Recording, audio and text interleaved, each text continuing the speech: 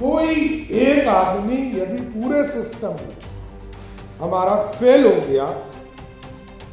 तो पूरी चीजों को हमारा डाइवर्ट हो जाता है। और पूरे दुनिया में जो टेक्नोलॉजी के तहत सभी परीक्षा लिए जाते हैं उसके लिए भी एक कमेटी का गठन हम लोग करने का काम करें। प्रधानमंत्री जी ने नीट की परीक्षा में कई संस्थानों को लगाकर तो उतना फोकस होकर सभी काम लोग नहीं कर पाते, लेकिन मेरा मानना है कि अब फोकस करना पड़ेगा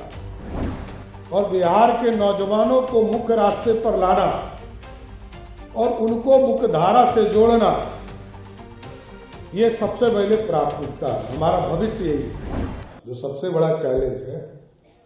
वो है परीक्षा सुधार के लिए भी एक कमेटी बनाना पड़ेगा, क्योंकि जितने परीक्षा होते हैं, क्योंकि इतना टेक्नोलॉजी अधिक हो गया, एक आदमी ने अपना यदि ईमान बेच दिया तो क्वेश्चन पेपर मार्केट में आ जाता है। एक आदमी, कोई एक आदमी यदि पूरे सिस्टम में हमारा फेल हो गया तो पूरी चीजों को हमारा डाइवर्ट हो जाता है। क्योंकि हमारे लिए चैलेंज है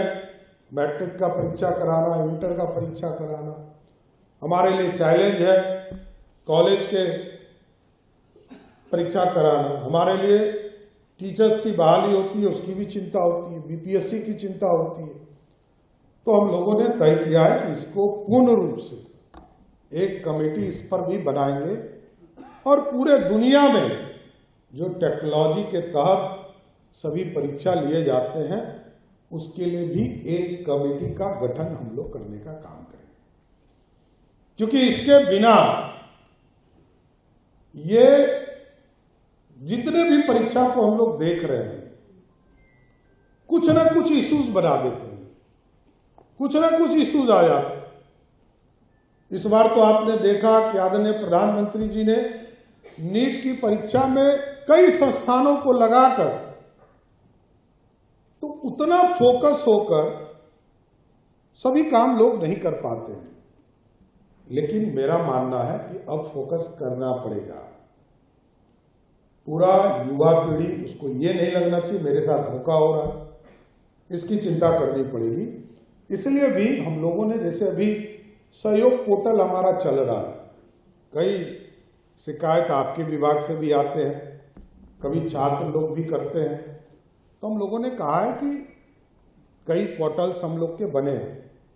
और सहयोग शिविर के लिए भी एक अलग से जो हमारे छात्र हैं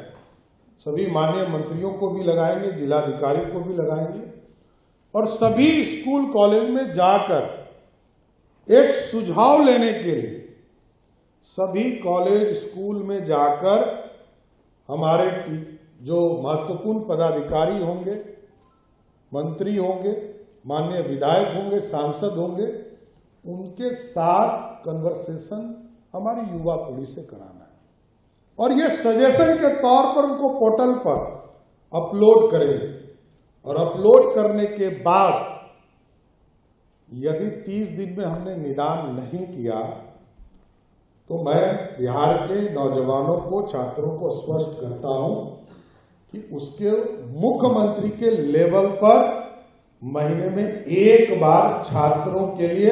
अलग से सहयोग शिविर भी चलाने का काम करूंगा, क्योंकि अब हमारे लिए बिहार की युवा और बिहार के नौजवानों को मुख्य रास्ते पर लाना और उनको मुख्यधारा से जोड़ना, ये सबसे पहले प्राथमिकता है। हमारा भविष्य यही है।